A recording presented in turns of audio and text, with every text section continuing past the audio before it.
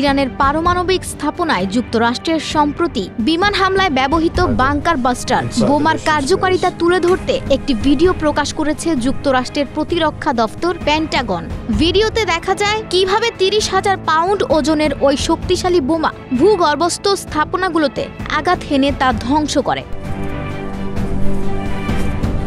পেন্টাগনের প্রকাশিত ফুটেজে দেখা গেছে আকাশ থেকে নেমে আসা একটি বিশাল বোমা লক্ষ্যবস্তুতে আঘাত হানার সঙ্গে সঙ্গে সৃষ্টি হয় ধুলোর ঝড় ও ভয়াবহ বিস্ফোরণ। ভূগর্ভে বিস্ফোরণ ঘটলেও এর প্রভাব এতটাই তীব্র যে পুরো এলাকা কেঁপে ওঠে। দৃশ্যটি ছিল একেবারেই বিস্ময়কর।